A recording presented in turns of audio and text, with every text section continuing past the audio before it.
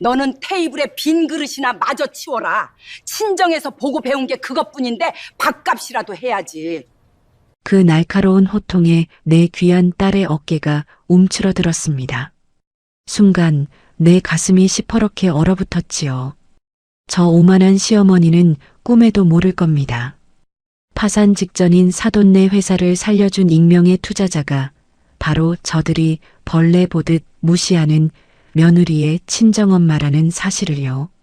오늘 나는 내 딸을 식모 취급한 저들의 알량하고 추악한 가면을 세상에서 가장 잔인하게 찢어밟길 참입니다. 이바고 시작 전에 구독과 좋아요 부탁드리며 끝까지 함께 해주세요. 오늘 아침까지만 해도 내 마음은 설렘과 기대로 가득 차 있었습니다. 사돈어른의 환갑이라는 소식에 며칠 전부터 시장 골목을 뒤져 제일 고운 옷을 한 벌 장만했지요. 행여나 평생 생선을 만지며 살아온 내 몸에서 비린내가 날까봐 새벽부터 뜨거운 물에 몸을 불리고 독한 비누로 몇 번이나 씻어냈습니다. 거친 손마디는 크림을 듬뿍 발라 감추고 굽이 조금 다른 구두는 윤이 나게 닦았습니다.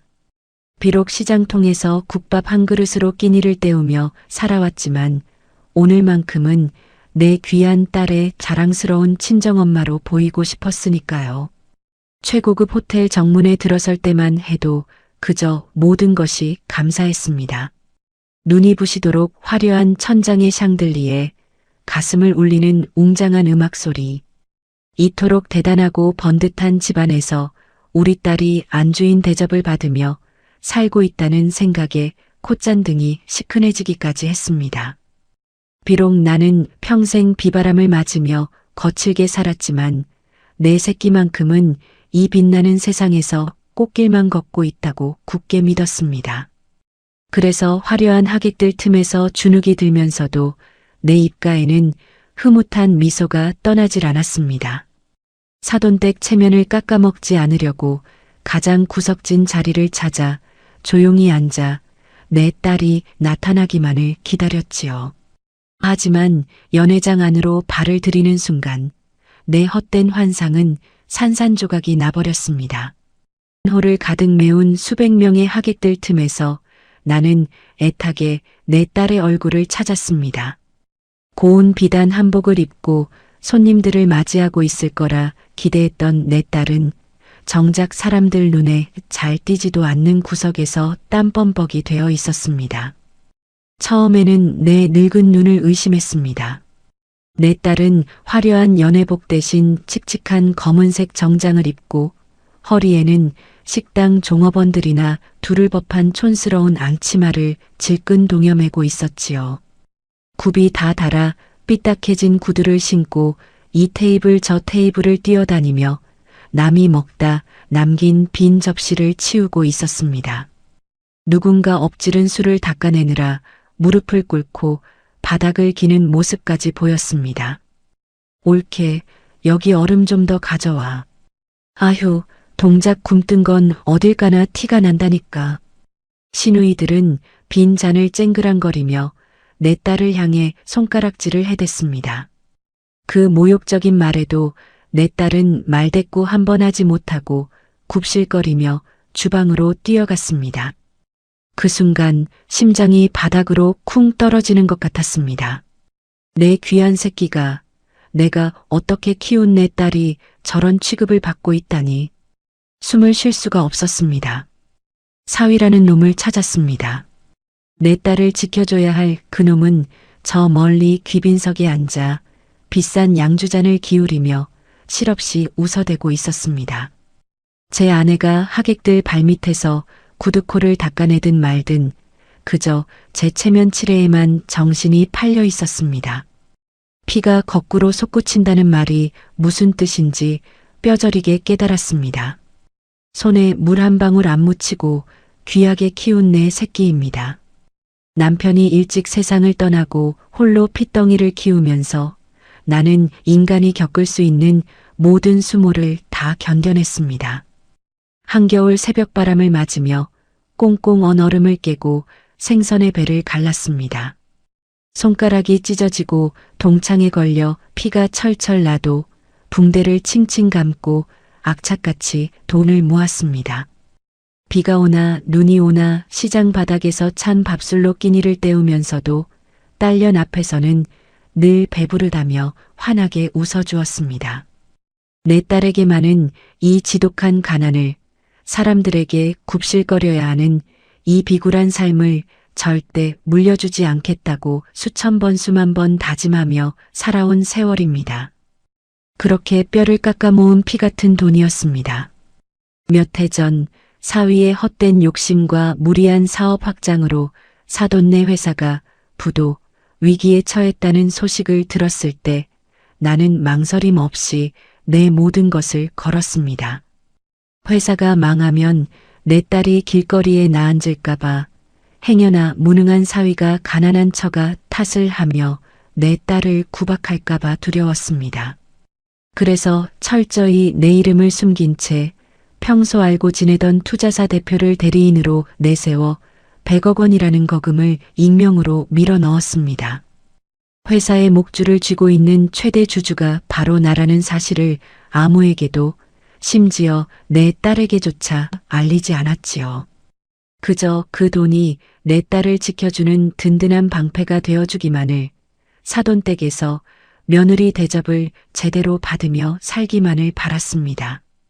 그런데 그 처절한 희생의 대가가 고작 이것입니까? 대주주의 막대한 자금력으로 위기를 넘기고 다시 부를 누리게 된 사돈댁은 은혜를 갚기는커녕 내 딸을 철저히 하녀로 부리고 있었습니다. 주먹을 꽉 쥐었습니다.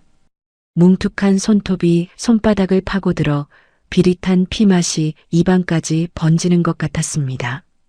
저기요 할머니, 여기는 귀빈들만 모시는 자리입니다. 외부인은 곤란하니 나가주시죠. 내가 너클 잃고 서 있자 말끔한 정장을 차려입은 호텔 지배인이 다가왔습니다. 그는 내 허름한 겉옷과 낡은 가방을 위아래로 훑어보더니 불쾌하다는 듯 미간을 찌푸렸습니다.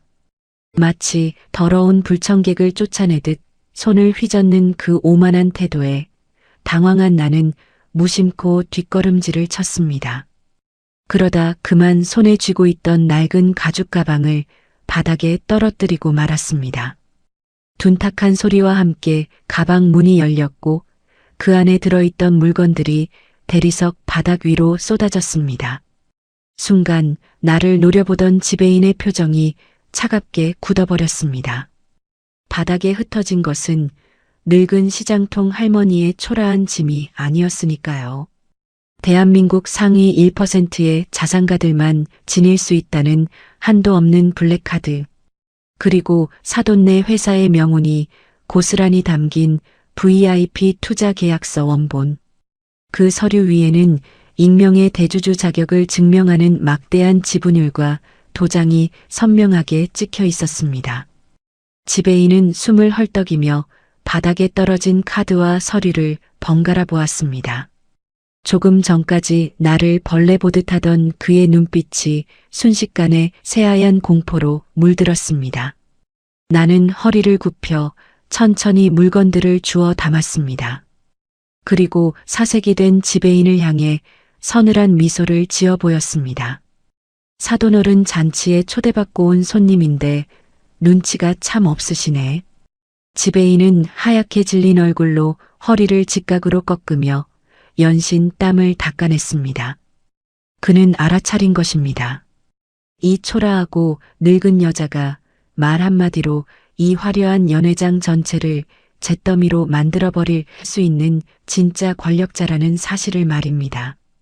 지배인의 파들거리는 등을 뒤로 하고 나는 기어이 연회장 깊숙한 곳으로 발걸음을 옮겼습니다. 단상 위에서는 화려한 조명을 받으며 비단 한복을 뽐내는 시어머니가 마이크를 쥐고 있었습니다. 하객들을 향해 여유로운 미소를 띠며 입을 여는 그녀의 목소리는 연회장 전체에 울려 퍼졌습니다. 오늘 이렇게 귀한 걸음을 해주신 여러분께 진심으로 감사드립니다. 우리 며느리가 참 친정에서 배운 것 없이 자라서 부족한 게 많습니다. 친정엄마라는 사람이 평생 시장 바닥에서 생선이나 팔던 사람 아닙니까? 그래도 저희 집안에 들어왔으니 제가 사람 구실하라고 곁에 두고 하나하나 가르치고 있지요. 원래 근본이 얕고 가난한 집안 애들은 엄하게 다스려야 딴 생각을 안 하는 법이니까요. 오늘 같은 날도 며느리가 솔선수범해서 굳은 일을 도맡아 하니 이것도 다 제가 잘 가르친 덕분이지 뭡니까? 마이크를 타고 흐르는 그 가증스러운 모욕의 하객들이 수군거리며 비웃음을 흘렸습니다. 그 소리는 마치 날카로운 비수가 되어 내 심장을 난도질하는 것 같았습니다. 구석에서 하객들의 빈 잔을 치우던 내 딸을 보았습니다. 딸의 고개가 바닥으로 툭 떨어졌습니다. 파들파들 떨리는 가녀린 어깨, 눈물이 차오르는 것을 들키지 않으려고 아랫입술을 꽉 깨무는 그 핏기 없는 얼굴, 그 처절한 수치심을 마주한 순간 내 안에서 무언가 거대한 것이 무너져 내렸습니다. 그날을 잊지 못합니다. 지금도 빗속을 뚫고 시장 바닥으로 찾아왔던 내 딸의 젖은 목소리가 귓가에 선명하니까요. 불과 몇 달 전이었습니다. 사위가 무리하게 벌인 사업이 어음부도를 맞고 사돈댁에 압류 딱지가 분내 만회하며 온 집안이 발칵 뒤집혔던 때였지요. 억수같이 비가 쏟아지던 늦은 밤 문을 닫고 있는 내 생선가게 앞 평상에 딸년이 홀로 쪼그려 앉아 비를 맞고 있었습니다. 우산도 없이 처연하게 앉아있던 딸을 발견하고 가슴이 덜컥 내려앉아 달려갔을 때 딸은 퉁퉁 부은 눈으로 나를 보며 억지로 웃음을 지어 보였습니다. 엄마, 나 괜찮아. 그냥 엄마 보고 싶어서 왔어. 그 한마디에 묻어나는 지독한 서러움을 이 애미가 모를 리 있겠습니까? 젖은 수건으로 딸의 머리를 닦아주며 무슨 일이냐고 다그치자 참았던 눈물을 터뜨리며 쏟아낸 이야기는 내 억장을 무너뜨렸습니다. 사위라는 놈이 밖에서 빚을 지고 돌아와서는 그 모든 원망을 며느리인 내 딸에게 쏟아부었다는 겁니다. 친정이 잘 살았으면 처가 덕이라도 보았을 텐데 시장 바닥에서 생선 파는 애미 밑에서 자란 며느리가 들어와 집안 꼴이 이 모양이 되었다며 저주를 퍼부었다고 했습니다. 시어머니는 한술 더 떠서 돈도 없고 배운 것도 없는 며느리가 복이 없어 아들 앞길을 막는다며 내 딸을 죄인 취급했습니다. 그런데도 내 착하고 미련한 딸은 나를 붙잡고 이렇게 말했습니다. 엄마, 그 사람 많이 힘들어서 그래. 시어머니도 속이 타서 그러시는 거야. 내가 더 꾹 참고 내가 더 납작 엎드려서 뒷바라지하면 언젠가는 내 진심 알아주시겠지. 엄마, 나 파혼당하고 이혼당하면 엄마 가슴에 대못 박는 거잖아. 나 진짜 괜찮아. 견딜 수 있어. 스스로를 탓하며 엉엉 우는 딸을 끌어안고 나는 소리 없이 피눈물을 삼켰습니다. 가난한 친정엄마라는 꼬리표가 내 귀한 딸의 목을 조르는 밧줄이 되었다는 사실에 하늘이 무너지는 것 같았습니다. 그날 밤 딸을 돌려보내고 나는 굳게 닫아두었던 낡은 금고를 열었습니다. 수십 년 전 남편을 잃고 홀로 남아 비린내 나는 생선을 팔며 밤낮 없이 악착같이 모아온 돈. 남들은 냄새난다고 피하던 그 시장 구석에서 피와 땀으로 일군 수백억 원의 자산이 그곳에 잠들어 있었습니다. 나는 다음 날 아침동이 트자마자 투자사 대표를 찾아갔습니다. 이 돈 전부 사돈네 회사로 밀어 넣으세요. 단 내 이름은 절대 나오면 안 됩니다. 익명의 VIP 투자자로 하세요. 회사를 살려주는 대신 내 딸을 며느리로서 귀하게 대접하라는 조건 하나만 걸어주십시오. 나는 내 막대한 재산을 드러내는 대신 철저히 그림자로 숨는 길을 택했습니다. 갑자기 친정엄마가 벼락부자가 되었다고 하면 그 알량하고 속물적인 사돈댁 사람들이 내 딸을 진심으로 아껴줄 리 만무했으니까요. 돈 앞에서는 굽실거리면서도 뒤에서는 얼마나 내 딸을 천박하게 씹어댈지 불 보듯 뻔했습니다. 그래서 나는 그들이 스스로 깨닫기를 바랐습니다. 익명의 거대한 은인이 베푼 자비 속에서 그 든든한 울타리 덕분에라도 내 딸이 평온을 찾기를 바랐지요. 며느리의 진심 어린 희생과 헌신을 결국에는 가족으로 인정해 줄 것이라는 헛된 희망을 품었던 것입니다. 하지만 내 뼈아픈 희생과 자비는 오늘 이 화려한 연회장에서 갈기갈기 찢겨나갔습니다. 유리 파편을 치우고 주방으로 돌아가는 딸의 뒷모습을 보며 나는 어리석었던 내 과거를 뼈저리게 후회했습니다. 저런 금수만도 못한 인간들에게 진심이나 자비를 바란 내 죄가 가장 컸습니다. 사람 고쳐 쓰는 거 아니라는 옛말이 틀린 것 하나 없더군요. 돈으로 목숨을 연명하게 해주었더니 그 돈으로 다시 내 딸의 목을 조르고 있는 꼴을 더는 볼 수 없었습니다. 아, 김 사장, 어서 와. 우리 어머니 환갑잔치에 와줘서 고마워. 바로 옆 귀빈석에서 거드름을 피우며 목소리를 높이는 사위의 앙칼진 목소리가 들렸습니다. 고개를 돌려보니 말끔하게 턱시도를 빼입은 사위가 사업상 지인들과 거나하게 술잔을 부딪히고 있었습니다. 그의 얼굴에는 회사가 부도 위기에 처해 벌벌 떨던 몇 달 전의 비굴함은 온데간데 없고 역겨운 오만함만이 기름기처럼 번들거리고 있었습니다. 요즘 회사 사정 아주 좋지. 저번에 말했던 그 VIP 투자자 있잖아. 우리 회사 기술력 하나만 믿고 100억을 시원하게 쏘신 분. 아직 누군지 얼굴도 못 뵀지만 그분 덕분에 우리 집안이 이렇게 다시 일어선 거 아니겠어. 내가 인복 하나는 타고났다니까. 허공에 샴페인 잔을 들어 올리며 떠벌리는 사위의 입놀림에 기가 차서 헛웃음이 새어나왔습니다. 자신을 살려준 그 대단한 VIP 투자자가 바로 등 뒤 구석 자리에 앉아 찬물만 들이켜고 있는 낡은 점퍼 차림의 장모라는 사실을 알면 저놈의 입에서 어떤 소리가 튀어나올까요? 그런데 사위의 입방정은 거기서 끝이 아니었습니다. 근데 이 실장, 자네 재수 씨는 어디 가고 안 보여? 아, 내 와이프? 저기 주방에 있을 거야. 아휴, 말도 마.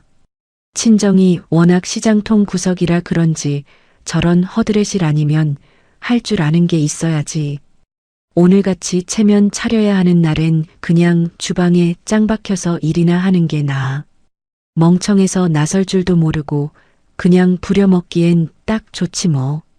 사위라는 작자의 입에서 나온 그 끔찍한 소리가 내 고막을 찢고 들어왔습니다.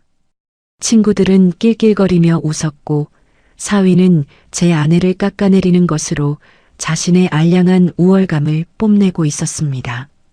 그 순간 내 심장 한가운데서 시퍼런 불꽃이 얼음장처럼 차갑게 식어가는 것을 느꼈습니다.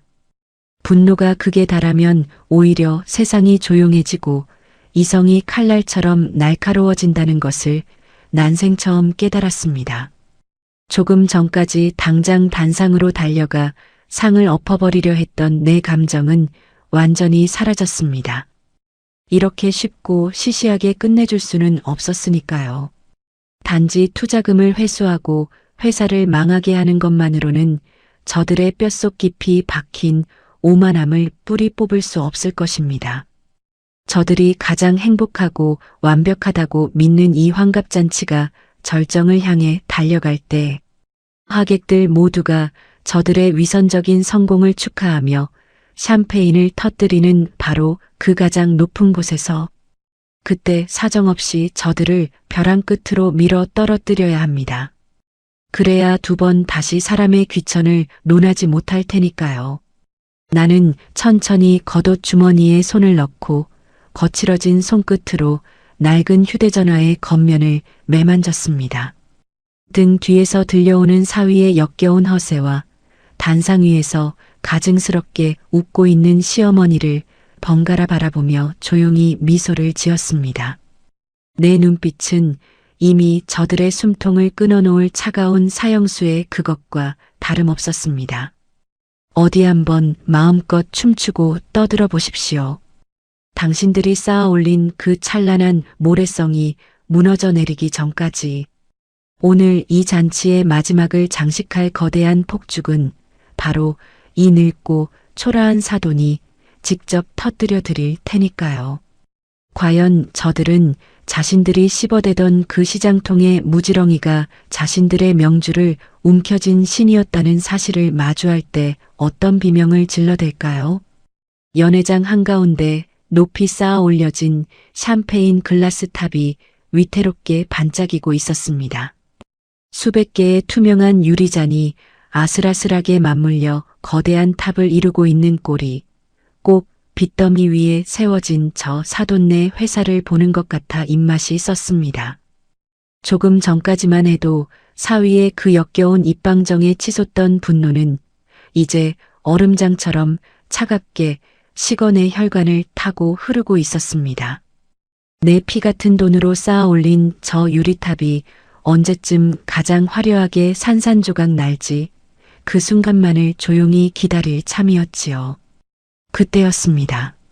하객 한 명이 술에 취해 비틀거리며 테이블을 건드리는 바람에 위에 놓여있던 유리잔들이 와르르 무너지기 시작했습니다.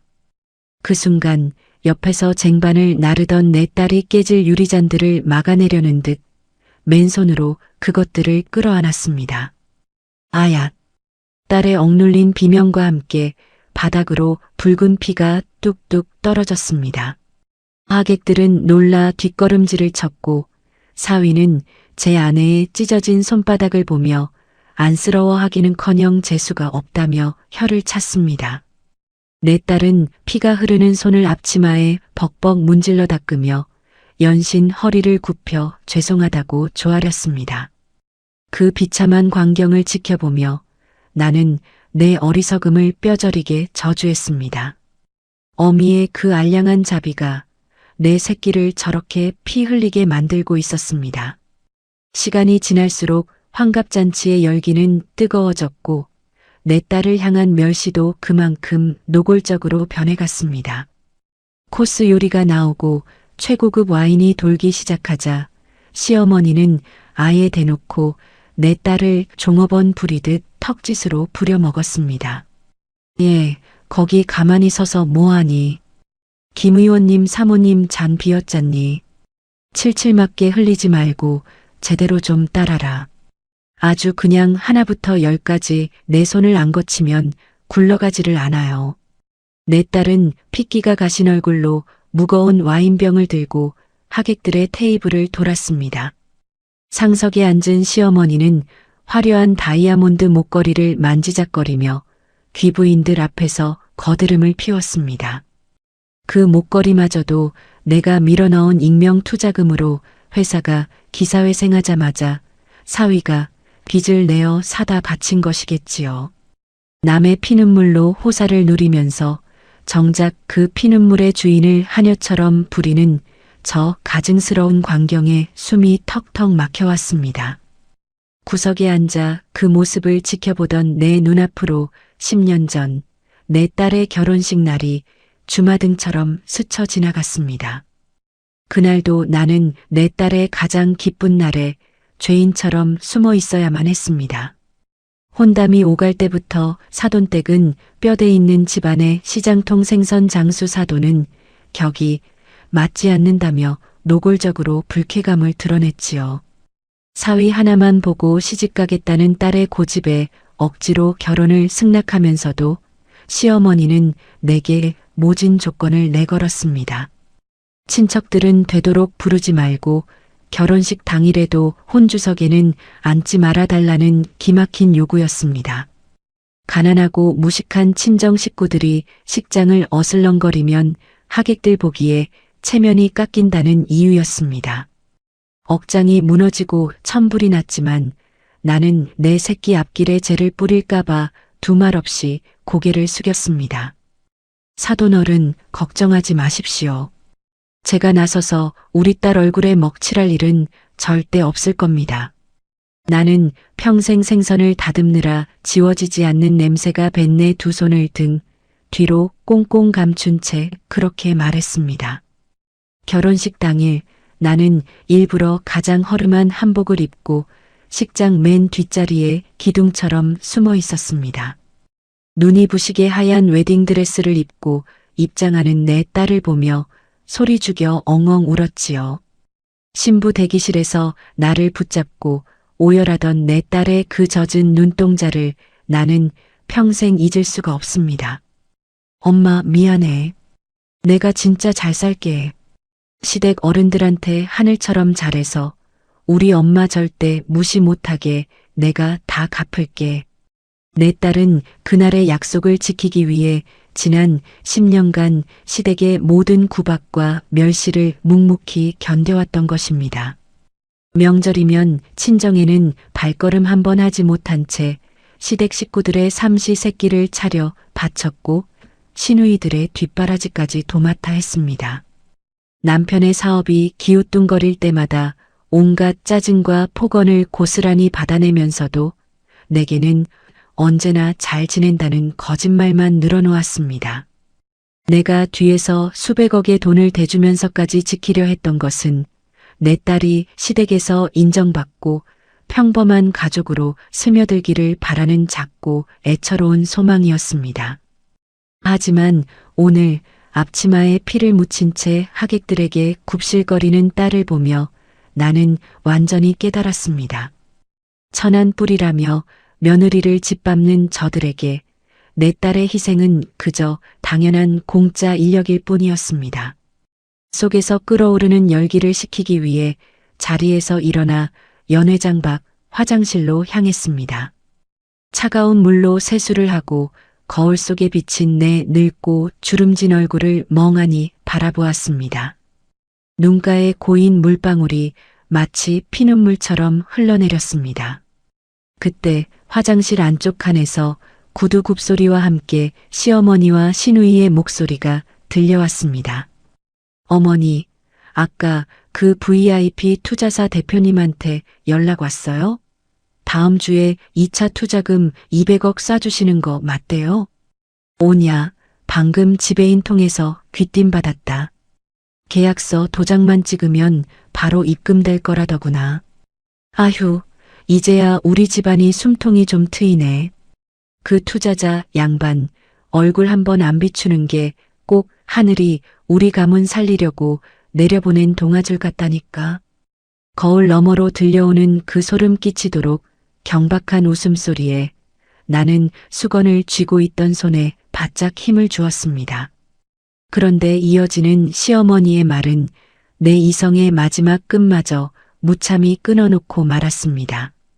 그나저나 어머니, 오빠 저러고 사는 거 언제까지 보실 거예요? 회사도 이렇게 번듯하게 살아났는데 저런 시장통 출신 며느리 곁에 두면 우리 집안 경만 떨어지잖아요. 저번에 말씀하신 최 회장네 막내딸, 아직 오빠한테 마음 있다면서요. 안 그래도 다음 주에 2차 투자금 완전히 들어와서 회사 통장 빵빵해지면 당장 저것부터 내쫓을 거다. 위자료 몇 푼 쥐어주면 그 무식한 친정엄마랑 아주 쌍으로 엎드려 절하겠지. 그때까지만 우리 집 식모로 부려먹고 깔끔하게 정리할 테니까 넌 입단속이나 잘해. 어머, 진짜요? 아유 속 시원해. 진작에 저런 쓰레기 같은 년은 치워버렸어야죠. 숨을 쉴 수가 없었습니다. 거울이 쩍하고 갈라지는 것 같은 환청이 들렸습니다.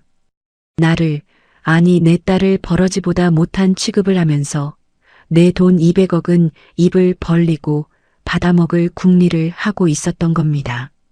내 딸의 피땀을 쥐어짜 내 식모로 부려먹고는 내 돈으로 배를 불린 뒤 내 딸을 버리겠다는 그 짐승만도 못한 속내. 그들이 말하는 하늘이 내려보낸 동아줄이 바로 그들이 쫓아내려 하는 며느리의 등 뒤에 서 있는 이 늙은 어미라는 사실을 꿈에도 모른 채 말입니다. 그들이 화장실을 빠져나가며 남긴 향수 냄새가 역겨워 구역질이 올라왔습니다. 벽을 짚고 서서 나는 미친 사람처럼 소리 없는 웃음을 터뜨렸습니다. 눈물이 턱을 타고 흘렀지만 내 마음속에는 더 이상 단 한 줌의 슬픔도 연민도 남아있지 않았습니다. 나의 빗나간 자비심이 저런 괴물들을 괴물로 키워냈다면 그 숨통을 끊어놓는 것도 오롯이 내 몫이어야 합니다. 나는 거칠어진 손바닥으로 얼굴에 묻은 물기를 닦아내고 다시 연회장으로 걸음을 옮겼습니다. 문을 열고 들어가자 단상 위에서는 화려한 조명 아래 3단 케이크 커팅식이 준비되고 있었습니다. 시어머니가 마이크를 잡고 하객들을 향해 입을 열었습니다. 자, 이제 우리 며느리가 올라와서 시어머니 오래오래 사시라고 큰절을 올리는 순서가 있겠습니다. 새아가 어디 구석에서 또 굼뜨게 굴고 있니? 당장 이 단상 위로 안 올라오고. 수백 명의 하객들이 일제히 뒤를 돌아보았습니다. 주방 입구에서 쟁반을 들고 서 있던 내 딸이 사색이 된 얼굴로 머뭇거리고 있었습니다. 하객들의 비웃음과 경멸 어린 시선이 낡은 앞치마를 두른 내 딸에게로 쏟아졌습니다. 딸이 파들거리는 다리로 단상을 향해 한 걸음 내디디려던 그때였습니다. 나는 군중들을 헤치고 천천히 아주 천천히 홀의 정중앙으로 걸어 들어갔습니다. 주머니 속 휴대전화 액정에 띄워둔 투자사 대표의 번호를 응시했습니다. 세상 천지에 제 배 아파 낳은 새끼가 수백 명 앞에서 능욕당하는 꼴을 보며 걸음을 멈출 애미가 도대체 어디 있겠습니까? 당장이라도 단상 위로 뛰어 올라가 저 가증스러운 사돈의 머리채를 휘어잡고 끌어내리고 싶었습니다. 수백억의 돈줄을 쥔 내 휴대전화 액정 위로 당장이라도 통화 버튼을 누르려던 참이었습니다. 그런데 홀 정중앙을 가로지르던 내 낡은 구두코가 시멘트 바닥에 붙은 것처럼 딱 멈춰 서고 말았습니다. 파들파들 떨며 단상 위로 올라가려던 내 딸이 핏발선 내 눈동자를 발견하고 말았기 때문입니다. 딸의 커다란 두 눈이 공포로 하얗게 질렸습니다. 내 딸은 초라한 행색의 친정엄마가 사람들 앞에 나서서 험한 꼴을 당할까봐 행여나 시댁 식구들에게 시장통 무식한 노인네라며 손가락질을 당할까봐 두려웠던 것입니다. 딸은 나를 향해 애처롭게 고개를 가로저었습니다. 엄마, 제발 나서지 마. 내가 다 참을게. 그 소리 없는 절규가 내 귓전을 때렸습니다. 그리고 다음 순간 내 딸은 내가 더 이상 앞으로 나서지 못하게 하려는 듯 단상 아래 맨바닥에 털썩 무릎을 꿇고 말았습니다. 치맛자락이 바닥에 끌리는 것도 아랑곳하지 않고 이마가 대리석 바닥에 닿도록 시어머니를 향해 엎드려 큰 절을 올렸습니다. 어머니, 환갑을 진심으로 축하드립니다. 부족한 며느리 거두어 주셔서 늘 감사합니다. 딸의 목소리는 파르르 떨리고 있었지만 그 안에는 늙고 초라한 제 애미를 지키겠다는 처절한 결기가 서려 있었습니다. 하객석에서는 또다시 킥킥거리는 비웃음이 터져 나왔습니다. 상석에 앉은 시어머니는 며느리가 제 발밑에 납작 엎드린 꼴을 보며 마치 세상을 다 가진 여왕이라도 된 양 거만하게 웃어젖혔습니다. 그래, 친정에서 못 배운 예절, 우리 집안에서라도 가르쳐야지. 절 한번 넙죽 잘하는구나. 사위라는 작자는 제 아내가 수백 명 앞에서 구경거리로 전락해 무릎을 꿇고 있는데도 옆 사람과 건배를 하며 실없이 낄낄거리고 있었습니다. 그 지옥 같은 풍경 속에서 나는 혀를 깨물고 억지로 걸음을 뒤로 물렀습니다. 내 딸의 그 눈물겨운 효심이 늙은 애미를 지키겠다고 스스로 진흙탕을 뒹구는 그 미련한 사랑이 내 가슴을 갈기갈기 찢어놓고 있었습니다. 어두운 기둥 뒤로 몸을 숨긴 나는 짐승처럼 헐떡이며 눈물을 삼켰습니다. 나는 왜 그토록 바보같이 참고만 살았을까요? 30년 전 남편을 먼저 떠나보내고 핏덩이 같은 딸을 등에 업은 채 시장 바닥에 처음 나앉았던 그 추운 겨울날, 도마 위에서 은빛 비늘을 튀기며 생선의 배를 가를 때마다 내 손등은 얼음장처럼 갈라져 붉은 피가 배어 나왔습니다. 하루 종일 비린내를 풍기며 500원짜리 동전 하나까지 악착같이 모았던 이유는 단 하나뿐이었습니다. 내 딸만큼은 이 지독한 가난을 물려받지 않기를, 남들 앞에서 굽실거리며 무릎 꿇는 일 없이 빳빳하게 고개를 들고 당당하게 살아가기를. 나를 위해 옷 한 벌 사입은 적이 없었습니다. 시퍼렇게 멍든 손톱을 숨기려 사계절 내내 장갑을 끼고 살았고, 끼니는 늘 남은 생선 대가리를 끓인 국물로 때웠습니다. 그렇게 뼈가 부서지고 살이 짓무르도록 일해 수백억 원이라는 거대한 성을 쌓아 올렸습니다. 내 딸의 등 뒤에 그 거대한 성을 든든한 배경으로 세워주면 그 누구도 감히 내 새끼를 함부로 대하지 못할 거라 믿었습니다. 그런데 내가 밀어넣은 그 거대한 부가 오히려 시댁의 탐욕을 비대하게 키우고 내 딸의 숨통을 조르는 괴물이 되어버린 것입니다. 돈으로 양반 행세를 하는 저 천박한 것들은 진짜 돈의 주인이 누구인지도 모른 채 내 딸의 고열을 빨아먹고 있었습니다. 눈물을 닦아냈습니다. 슬픔은 완전히 증발하고 그 자리에 서늘하고도 잔혹한 살이만이 남았습니다. 지금 당장 나서서 정체를 밝히고 뺨을 올려붙이는 건 너무나 쉽고 가벼운 복수입니다. 내 딸이 바닥에 이마를 찌우며 견뎌낸 그 수치심을 갚아주려면 저들이 가장 완벽하다고 믿는 이 찬란한 순간에 벼락을 내리꽂아야 합니다. 저들이 가장 간절히 매달리는 그 썩은 동아줄을 저들의 눈앞에서 불태워버려야 합니다. 나는 주머니 속에서 휴대전화를 꺼내 들었습니다. 액정 위로 박 대표라는 이름이 떠올랐습니다. 여보세요. 박 대표, 지금 어디쯤입니까? 회장님, 방금 호텔 로비에 도착했습니다. 지시하신 대로 2차 투자금 200억 원에 대한 회수 및 계약 파기 서류 전부 준비해 왔습니다. 잘 들으세요. 지금 당장 연회장으로 올라오세요. 그리고 철저하게 평소처럼 그들을 대하십시오. 그들이 당신을 구세주처럼 떠받들며 가장 높은 곳으로 기어오를 때까지 묵묵히 받아주라는 말입니다. 알겠습니다, 회장님. 명심하겠습니다. 전화를 끊고 얼마 지나지 않아 연회장 뒤편의 거대한 양계문이 묵직한 소리를 내며 열렸습니다. 호텔 지배인의 극진한 안내를 받으며 맞춤 정장을 빈틈없이 차려입은 박 대표가 수십 명의 수행원을 거느리고 안으로 들어섰습니다. 그 위압적인 등장에 웅성거리던 하객들의 시선이 일제히 문 쪽으로 쏠렸습니다. 그리고 단상 위에서 며느리의 절을 받으며 거드름을 피우던 시어머니와 사위의 두 눈이 화등잔처럼 커졌습니다. 어머머, 저분이 박 대표님 아니니? 우리 회사 살려주신 그 VIP 투자사 대표님. 세상에, 박 대표님, 여기까지 직접 행차를 다 해주시고. 사위와 시어머니는 체면도 내팽개친 채 단상 아래로 헐레벌떡 뛰어내려갔습니다. 바닥에 엎드려 있던 내 딸은 안중에도 없다는 듯 딸의 어깨를 밀치고 구둣발로 드레스를 밟으며 박 대표를 향해 달려갔습니다.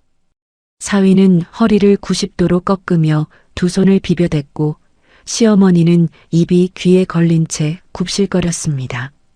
아이고, 대표님, 비루한 자리에 이리 귀한 걸음을 해주시다니요.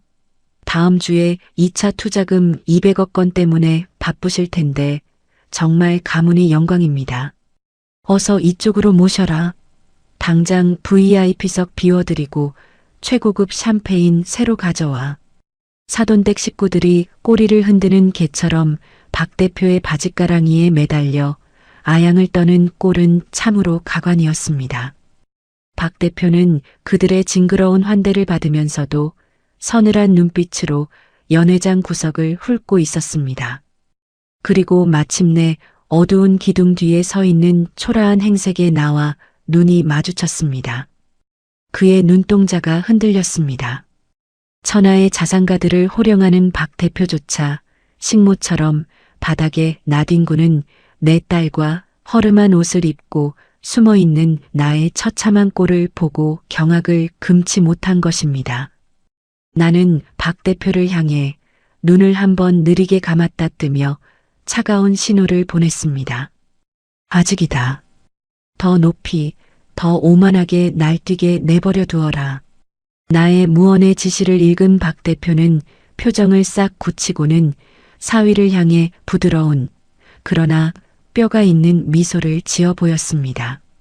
오늘이 회장님 어머님의 환갑이라고 들었습니다. 아주 대단한 잔치군요. 우리 진짜 회장님께서도 오늘 이 자리를 무척이나 기대하셨습니다. 네, 진짜 회장님이요? 아, 익명의 VIP 투자자, 그분 말씀이십니까? 세상에 그 대단하신 분이 저희 지켜보고 계신단 말씀입니까? 사위는 흥분으로 얼굴이 붉게 달아올랐습니다. 자신들에게 수백억을 쏟아부은 그 신과도 같은 존재가 오늘 잔치에 관심을 두고 있다는 사실에 그는 완전히 이성을 잃고 허세를 부리기 시작했습니다. 어머니, 들으셨죠? 그 대단하신 분이 우리 가문을 이렇게 인정해 주십니다. 야, 거기 뭐해? 당장 인연 치워버리고 박 대표님 상석으로 안 모시고. 사위는 바닥에 쓰러져 있는 내 딸을 향해 경멸 어린 발길질을 신용하며 소리쳤습니다. 그 한마디에 내 가슴 속에서 마지막으로 남아있던 인간적인 온기한 줌마저 완벽하게 바스라졌습니다. 이제 덫은 완벽하게 완성되었습니다. 저들은 200억이라는 신기루에 눈이 멀어 스스로 불구덩이 한가운데로 걸어 들어오고 있었습니다. 나는 어둠 속에서 입꼬리를 비틀어 올렸습니다.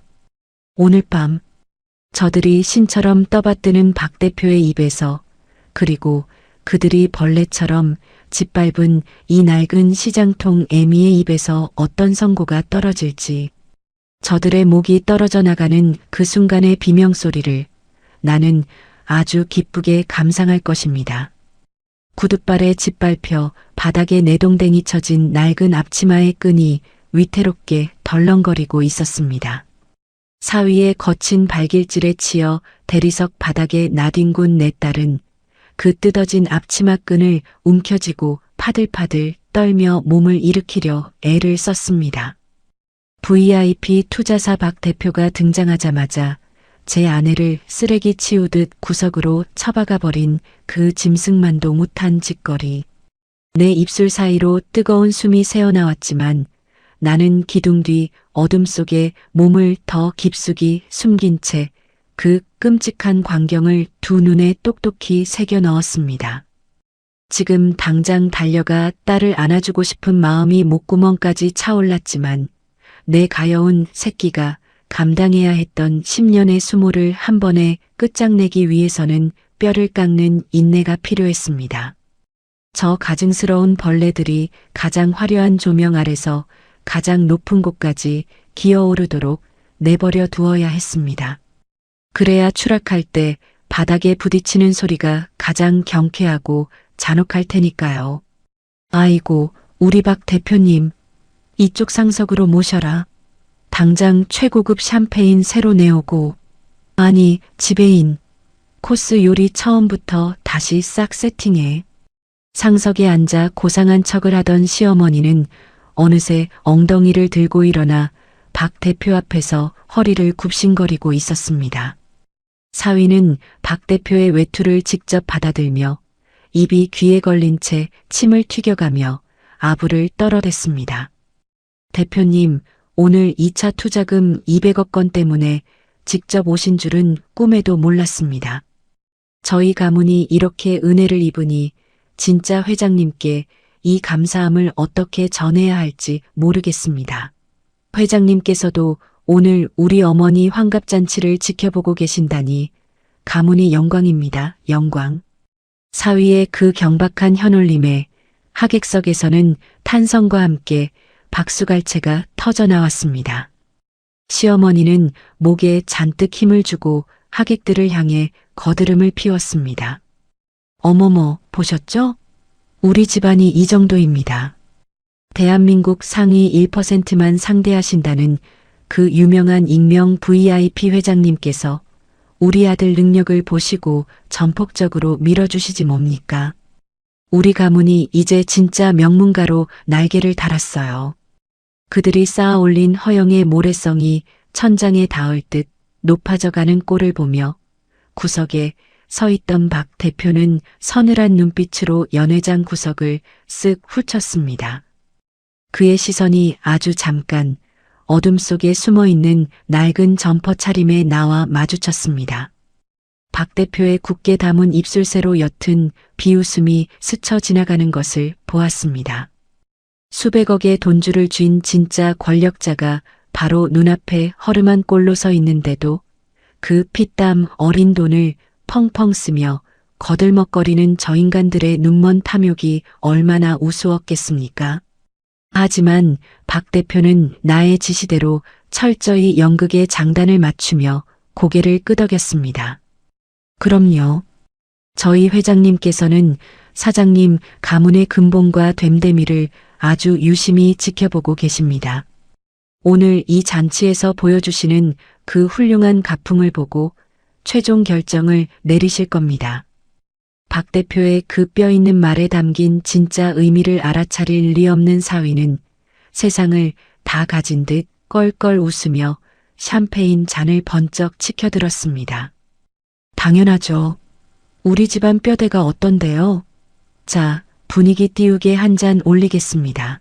어이, 저기 주방에 처박혀 있는 며느리.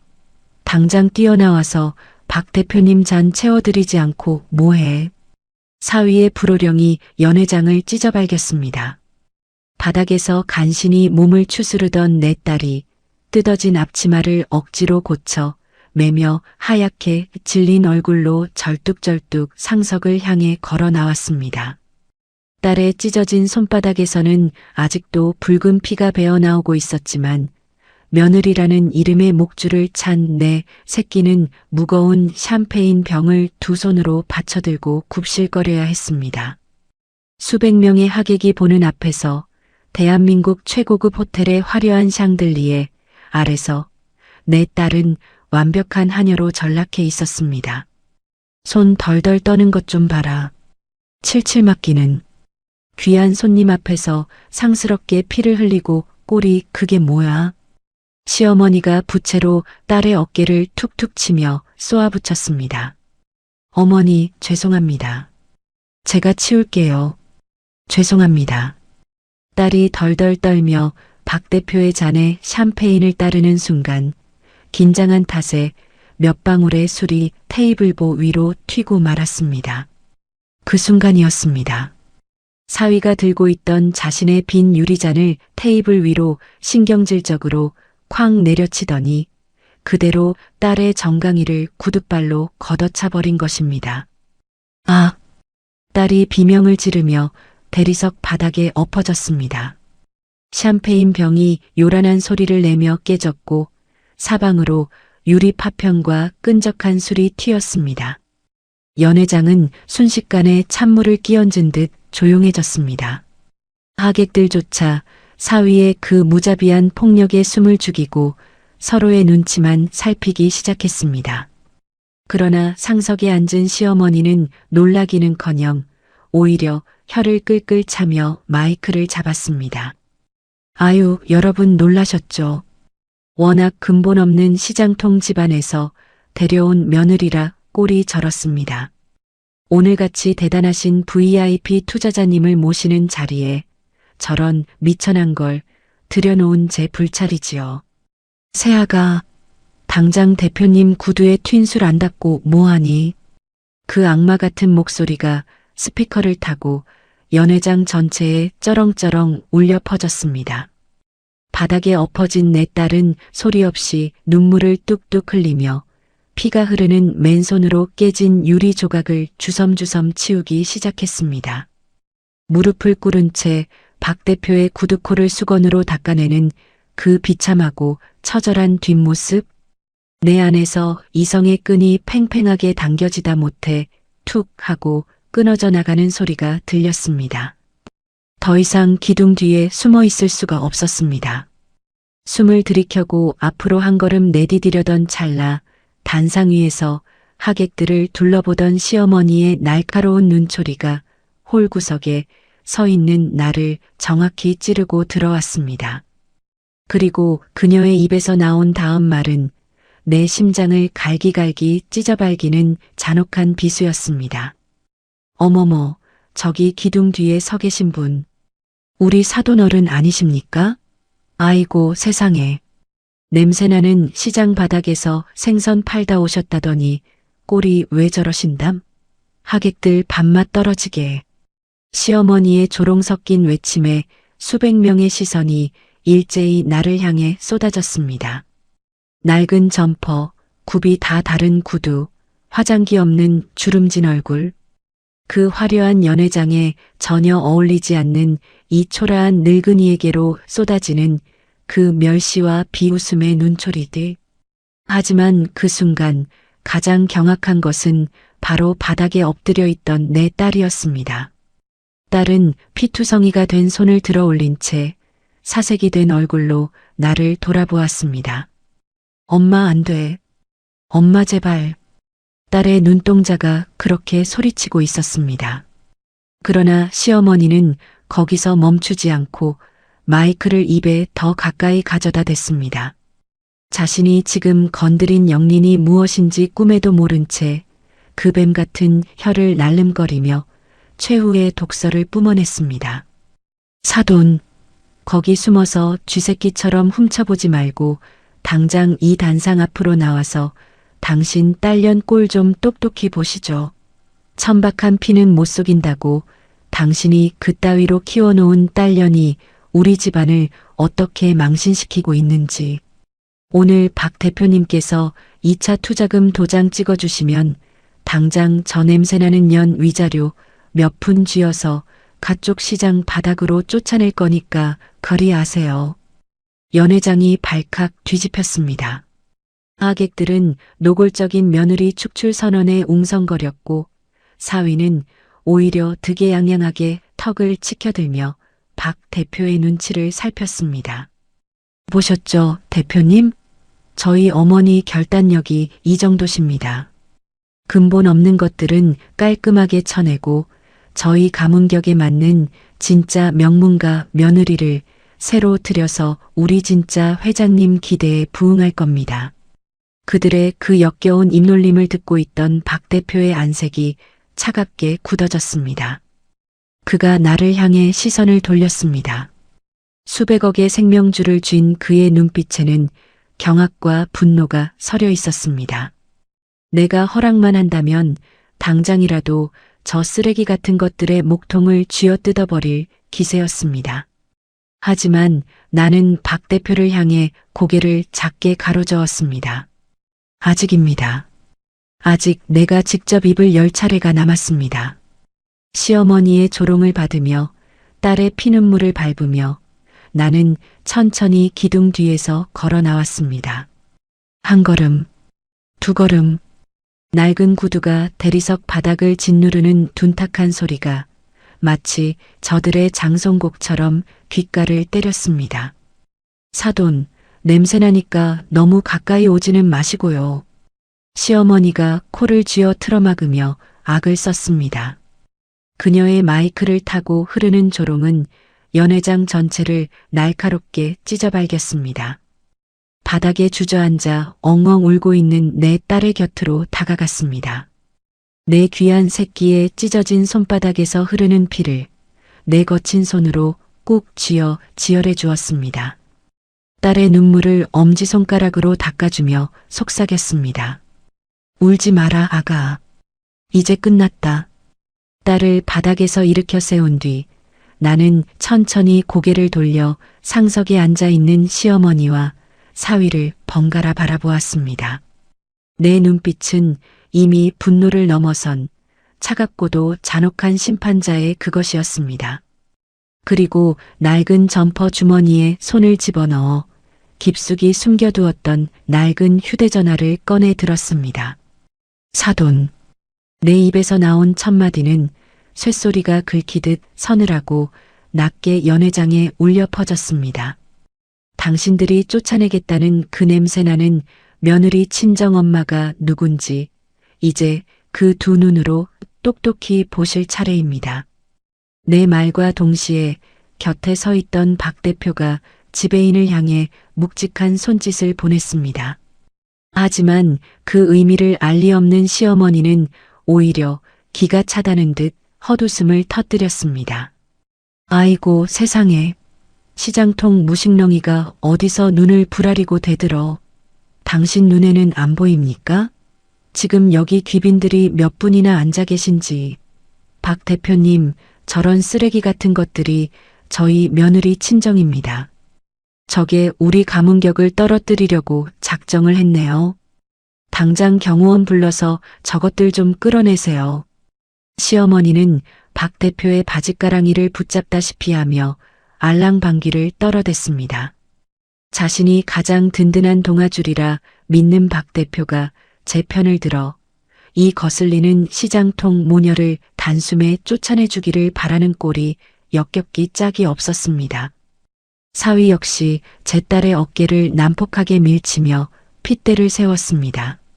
장모님, 제정신입니까? 지금 우리 집안 살리려고 오신 은인 앞에서 뭐 하시는 짓거리예요? 아, 진짜 쪽팔려서 살 수가 없네. 당신 당장 장모님 모시고 나가. 이혼 서류는 내일 아침에 당신 그 썩어 빠진 판잣집으로 보낼 테니까 당장 꺼져. 사위의 폭언에 내 딸은 마치 영혼이 빠져나간 사람처럼 비틀거렸습니다. 핏기 없는 입술을 달싹이며 나를 향해 애처롭게 손을 뻗었습니다. 엄마, 제발. 나 괜찮아. 다 내 잘못이야. 그냥 나랑 같이 나가자. 응? 엄마가 여기서 망신당하는 거 나 진짜 못 보겠어. 딸은 내 낡은 점퍼 소매를 꽉 움켜쥐며 덜덜 떨었습니다. 그 파들거리는 손끝이 내 가슴에 수천 개의 대못을 박아넣고 있었습니다.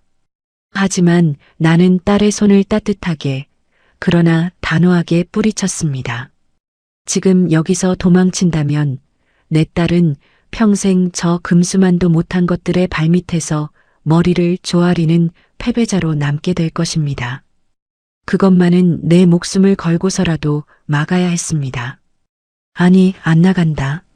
내 목소리는 연회장의 웅성거림을 단숨에 잠재울 만큼 차갑고 또렷했습니다. 나는 굽은 허리를 꼿꼿하게 펴고 사위의 멱살을 잡을 듯 코앞까지 다가갔습니다. 내 거칠고 주름진 눈빛이 사위의 비겁한 눈동자를 꿰뚫었습니다. 이혼 서류?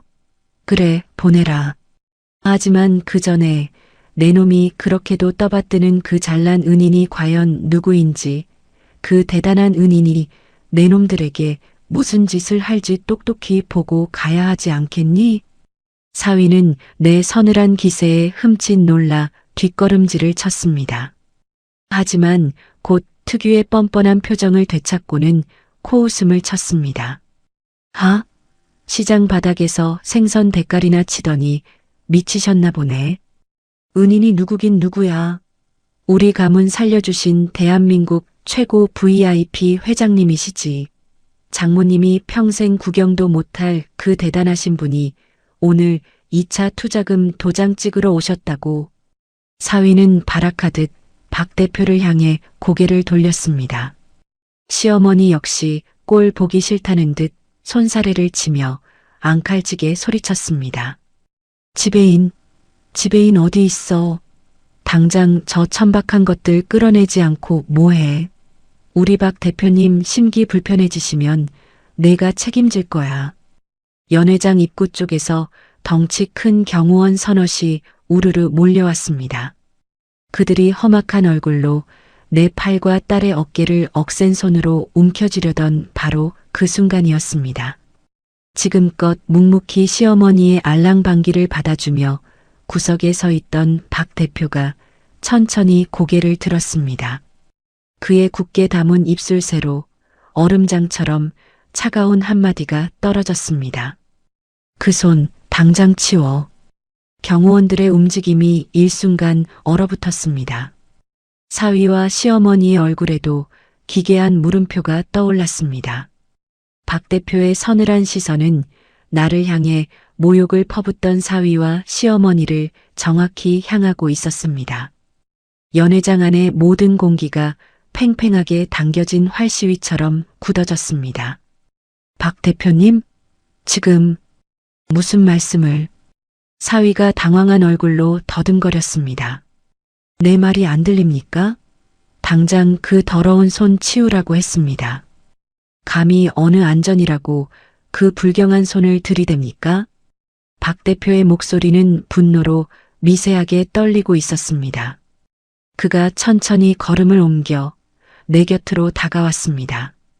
그리고 수백 명의 하객이 지켜보는 앞에서 상석에 앉아 거드름을 피우던 시어머니와 사위가 보는 바로 그 앞에서 대한민국 상위 1%의 자산을 주무르는 그 오만한 박 대표가 낡은 점퍼를 입고 굽은 구두를 신은 내 앞에 허리를 90도로 꺾으며 깎듯이 고개를 숙였습니다. 회장님, 송구합니다. 감히 저런 버러지 같은 것들이 회장님과 따님을 능멸하는 것을 더는 지켜볼 수가 없었습니다. 지금 당장 지시만 내리십시오. 저들의 숨통을 완벽하게 끊어놓겠습니다. 연회장 안의 모든 소음이 썰물처럼 빠져나갔습니다. 시어머니가 들고 있던 마이크가 툭 하는 둔탁한 소리와 함께 바닥으로 굴러떨어졌습니다. 사위의 입에서 짐승이 앓는 소리 같은 비명이 새어나왔습니다. 방금 전까지 나를 조롱하고 내 딸을 짓밟았던 하객들의 얼굴이 일순간 백지장처럼 하얗게 질려버렸습니다. 회장님? 박 대표님, 지금 장난하십니까? 저 노인네가, 저 무식한 시장통 늙은이가 회장님이라뇨? 사위는 믿을 수 없다는 듯 자신의 머리를 쥐어뜯으며 뒷걸음질을 쳤습니다. 시어머니는 다리에 힘이 풀려 주저앉은 채 덜덜 떨리는 손으로 박 대표와 나를 번갈아 가리켰습니다. 나는 천천히 굽은 허리를 곧게 펴고 등 뒤로 감추었던 내 거친 두 손을 당당하게 앞으로 내밀었습니다. 손톱 밑에 까맣게 밴 생선 피비린내와 수십 년간 얼음물에 담가 쩍쩍 갈라진 그 흉측한 손등을 사위와 시어머니를 향해 나는 입꼬리를 기괴하게 비틀어 올리며 서늘하게 웃어 보였습니다. 그래, 내 놈들이 하늘처럼 모시던 그 익명의 VIP 투자자, 파산 직전인 내 놈들 회사를 살려놓은 그 진짜 회장이 바로 내 놈들이 쓰레기 취급하며 내쫓으려던 며느리의 어미다. 내 말이 떨어지기가 무섭게 연회장 안의 공기는 완전히 역전되었습니다. 권력의 가장 높은 곳에서 오만을 부리던 저들은 단숨에 가장 밑바닥으로 내동댕이 쳐졌습니다. 나는 휴대전화를 들어 올려 통화 버튼을 힘주어 눌렀습니다. 수화기 너머로 박 대표가 미리 준비해둔 비서실장의 다급한 목소리가 들려왔습니다. 나는 사위의 귓가에 대고 똑똑히 아주 천천히 선고했습니다. 당장 사돈네 회사에 들어간 내 투자금 100억 원, 내일 아침부로 전액 회수해. 그리고 2차 투자금 200억 원 계약은 지금 이 시간부로 완벽하게 파기한다. 저것들 길거리에 나앉아 피눈물 흘리며 기어다니는 꼴을 내가 똑똑히 봐야겠으니까. 내 입술을 빠져나간 서늘한 선고가 넓은 연회장 허공을 가르고 흩어졌습니다. 수백 명의 사람이 모여 있었지만 마치 세상의 모든 소리가 빨려 들어간 것처럼 소름 끼치는 정막만이 감돌았습니다. 바닥에 내동댕이 쳐진 마이크에서 삑 하는 날카로운 기계음만이 간헐적으로 고막을 찢고 있었습니다. 내 낡은 점퍼 소매를 꽉 쥐고 파들거리던 딸은 믿을 수 없다는 듯 커다란 두 눈을 끔뻑이며 내 얼굴과 휴대전화를 번갈아 쳐다보았습니다. 눈물로 범벅이 된 딸의 뺨 위로 경악과 환희가 뒤섞인 묘한 빛이 번져가고 있었습니다. 가장 먼저 이 숨막히는 침묵을 깬 것은 사위였습니다. 그는 실성한 사람처럼 비틀거리며 단상 아래로 내려오더니 억지 웃음을 쥐어짜 내며 박 대표의 팔을 와락 붙잡았습니다. 박 대표님. 하하, 지금 저랑 장난하십니까? 아니, 장모님이 시장 바닥에서 생선 파는 분이라는 건 대표님도 아시잖아요. 어디 서프라이즈 이벤트라도 준비하신 겁니까? 네. 우리 어머니 환갑이라고 분위기 띄우시려고 아주 기가 막힌 농담을 다 하시고. 하하. 사위의 목소리는 형편없이 갈라져 짐승의 앓는 소리처럼 들렸습니다. 그는 제발 이 모든 것이 악몽이거나 짓궂은 농담이기를 기도하며 박 대표의 눈치를 살피고 또 살폈습니다. 시어머니 역시 덜덜 떨리는 다리로 간신히 몸을 지탱하며 쉰 목소리로 거들었습니다. 그래요. 우리 며느리 친정이 얼마나 찢어지게 가난한데 저 늙은이가 무슨 수로 100억을 만집니까? 박 대표님, 빨리 아니라고 말씀 좀 해보세요. 제 심장이 벌렁거려서 숨이 다 막힐 지경이니까. 오만방자하게 턱을 쳐들고 내 딸을 짓밟던 그 기세는 온데간데 없고 두 사람의 얼굴은 이미 시체가 썩어가는 것처럼 잿빛으로 변해 있었습니다. 박 대표는 자신의 팔을 붙잡은 사위의 손을 더러운 오물이라도 만진 것처럼 거칠게 뿌리쳤습니다. 그리고 품에 안고 있던 최고급 서류 가방의 잠금 장치를 찰칵 하고 풀었습니다. 그가 가방 안에서 꺼낸 것은 두툼한 서류철이었습니다. 박 대표는 그 서류를 사위의 면상에 집어 던지듯 펼쳐 보였습니다. 눈이 있으면 똑똑히 보십시오. 사장님 회사를 살려준 그 익명 투자 계약서 원본입니다. 그리고 여기 투자자에 잡힐 서명과 지장, 인감 도장을 보십시오.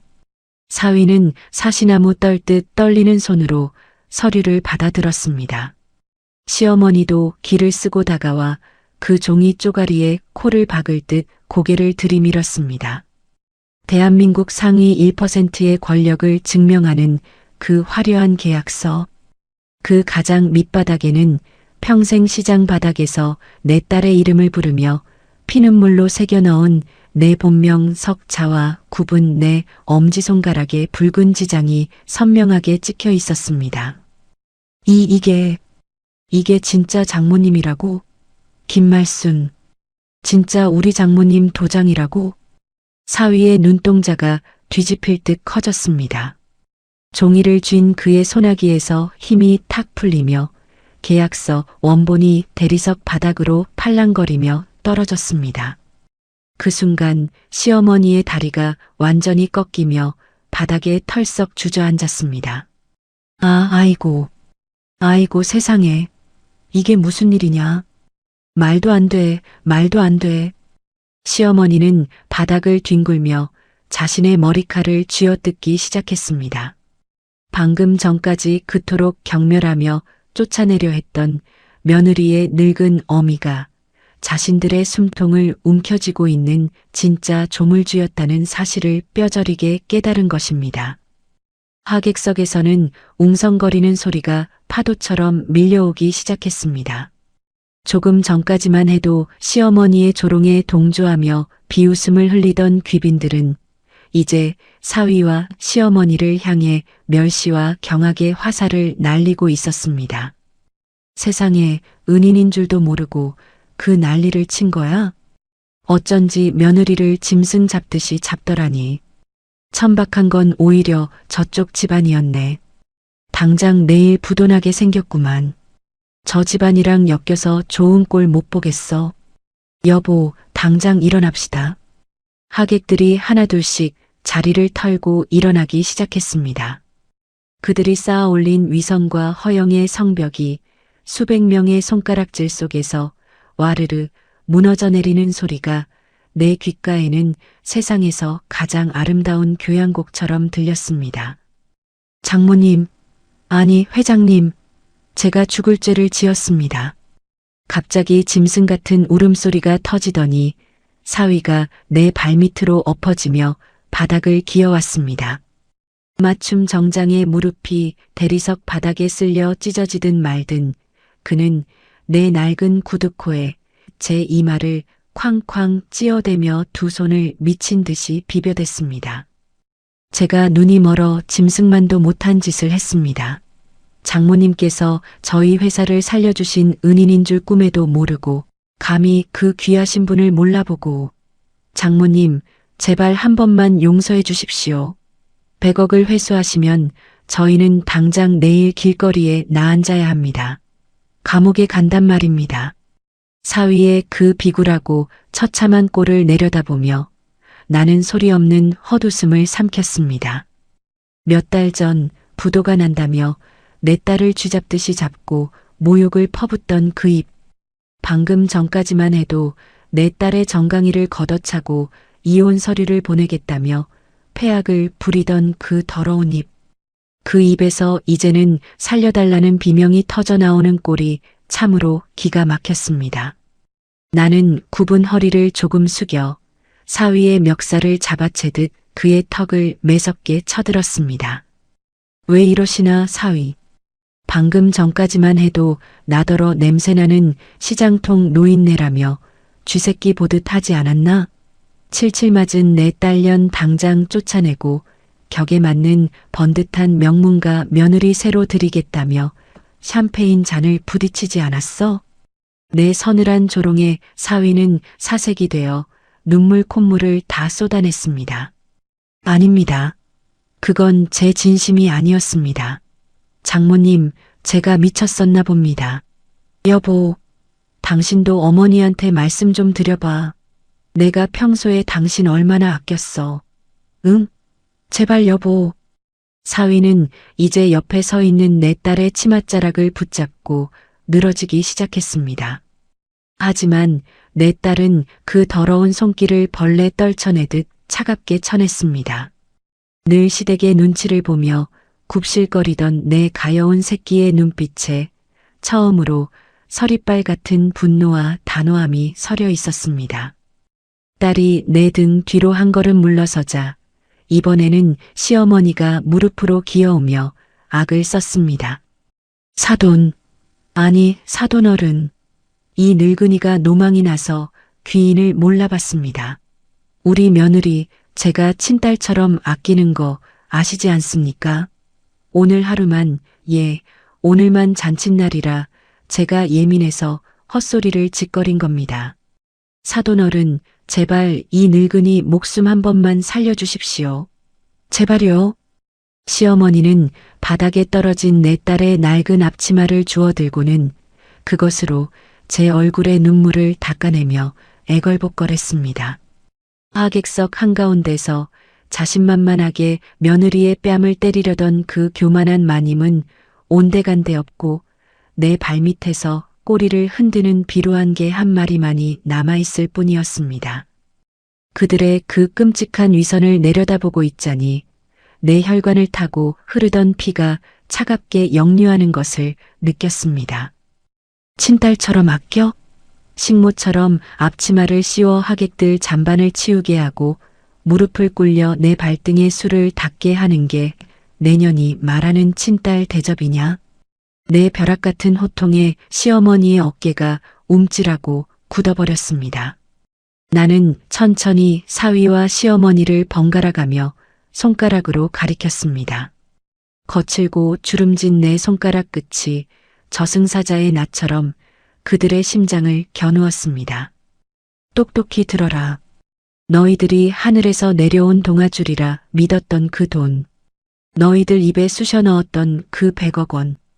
그거 내가 평생 새벽부터 얼음물에 손 담가 생선배를 가르며 피눈물로 모은 돈이다. 너희들이 냄새난다고 코를 막았던 그 비린내 나는 돈으로 너희들이 여태껏 숨을 쉬고 거드름을 피운 거란 말이다. 나는 바닥에 떨어진 계약서 원본을 구둣발로 짓밟으며 쐐기를 박았습니다. 나는 내 딸 하나 기죽지 않고 살게 하려고 내 모든 걸 내어주었다. 그런데 너희들은 내 딸의 피땀을 쥐어짜 내 종년으로 부리고 등 뒤에서는 내 돈으로 호의호식하며 이혼을 꾸몄지. 은혜를 원수로 갚은 짐승들에게 내 자비는 여기까지다. 박 대표. 내 부름에 박 대표가 즉시 허리를 숙였습니다. 예, 회장님. 방금 지시한 대로 당장 내일 아침 은행문이 열리자마자 채권 추심 들어가. 사돈네 회사 건물, 살고 있는 집, 타고 다니는 차, 모조리 다 압류 걸어버려.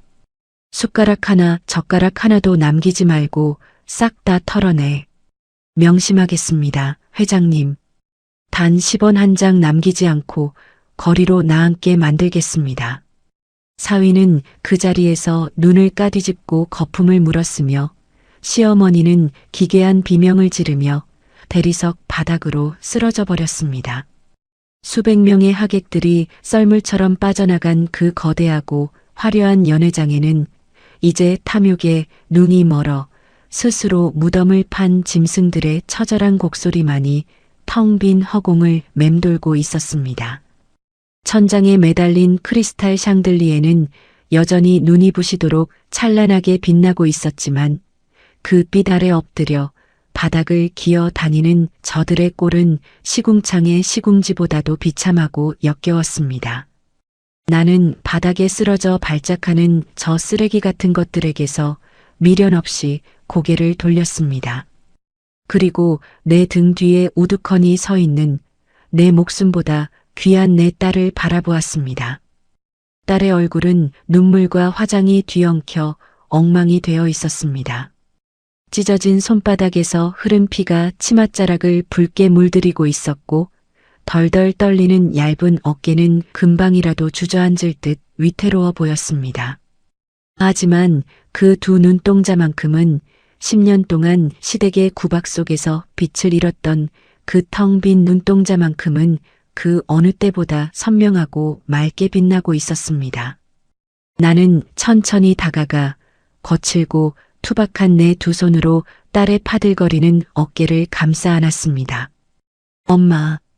딸의 입술 사이로 터져나온 그 한마디에 나는 짐승처럼 꾹꾹 눌러 참아왔던 눈물을 왈칵 쏟아내고 말았습니다. 그래, 내 새끼. 우리 똥강아지. 그동안 이 지옥 같은 곳에서 얼마나 무서웠니? 얼마나 추웠니? 미련한 애미가 미안하다. 나는 딸의 허리에 질끈 동여매어져 있던 그 질기고도 수치스러운 낡은 앞치마의 끈을 거침없이 풀어헤쳤습니다.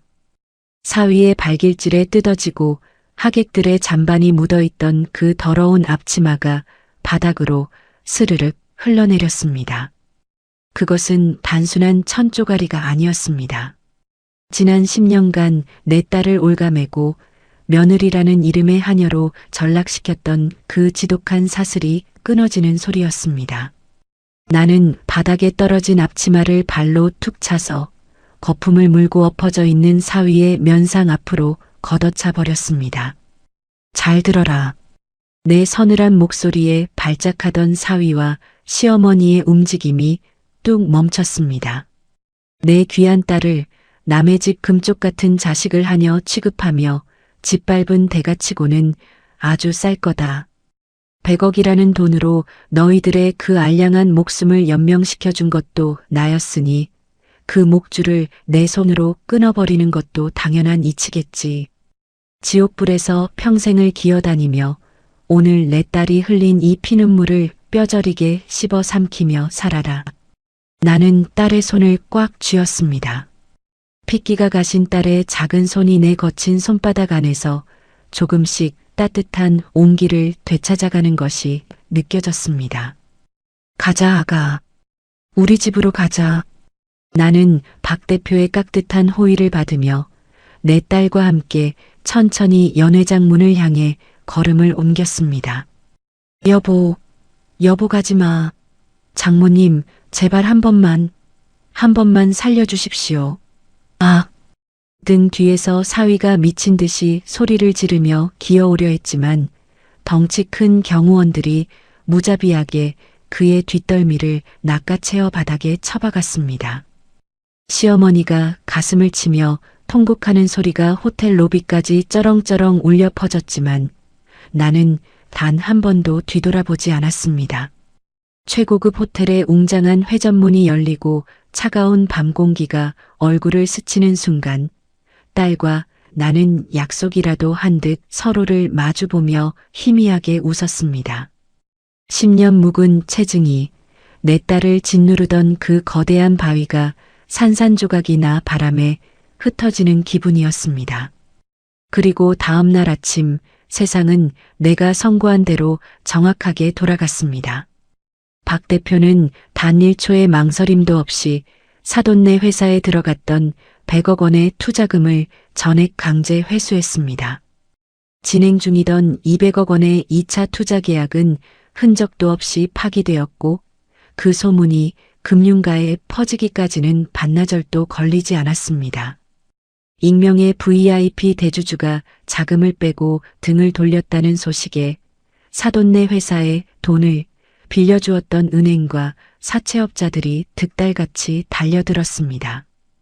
그 잘난 명문가 가문이 무너져 내리는 데는 채 3일이 걸리지 않았습니다. 회사는 최종 부도 처리되어 남의 손에 넘어갔고 시어머니가 그토록 콧대를 높이며 자랑하던 수십억짜리 고급 빌라는 하루아침에 붉은 압류 딱지로 도배되었습니다. 시어머니가 목에 걸고 있던 다이아몬드 목걸이와 한복마저도 빚쟁이들의 손에 뜯겨나갔다고 했습니다. 사위는 사기 및 배임 혐의로 고소를 당해 경찰서 유치장 바닥을 구르는 신세가 되었고 충격으로 쓰러진 시어머니는 병원비조차 낼 돈이 없어 쫓겨나듯 거리로 나앉았습니다. 그 잘난 시누이들은 빚쟁이들을 피해 야반도주를 하며 제 애미와 오라비를 버리고 도망쳤습니다. 며칠 뒤 비를 맞으며 시장 바닥 내 생선가게 앞까지 기어온 사위가 눈물 콧물을 흘리며 내 딸의 바짓가랑이를 붙잡은 적이 있었습니다. 제발 빚만이라도 갚게 해달라며 한 번만 살려주면 평생 종놈처럼 모시겠다며 빌어대는 그 꼴이 어찌나 기가 막히던지요. 하지만 내 딸은 더 이상 무기력하게 눈물만 흘리던 과거의 바보가 아니었습니다. 딸은 등 뒤에 숨겨두었던 생선 내장이 담긴 양동이를 사위의 면상에 사정없이 들이부어 버렸습니다. 당신 입에서 나던 썩은 내가 이 생선 내장 냄새보다 수천 배는 더 역겨웠어. 다신 내 눈앞에 띄지 마. 그땐 진짜 죽여버릴 테니까. 내 딸이 던진 이혼 서류가 비에 젖어 사위의 얼굴에 철썩 달라붙었습니다. 바닥을 구르며 오열하는 사위를 향해 시장 상인들이 소금을 뿌리고 빗자루를 휘둘러 그 더러운 것을 완벽하게 쫓아냈습니다. 그날 저녁 나는 일찍 장사를 접고 평상에 마주 앉아 딸과 함께 갓 지은 하얀 쌀밥에 물을 큼직하게 썰어 넣은 고등어 조림을 올려 먹었습니다. 호텔 연회장에서 나오던 그 비싸고 화려한 코스 요리 따위는 감히 범접할 수도 없는 세상에서 가장 따뜻하고 눈물겨운 밥상이었습니다. 볼이 미어터져라 밥을 밀어넣으며 환하게 웃는 내 딸의 얼굴을 보며 나는 조용히 숟가락을 내려놓고 늙은 눈을 감았습니다.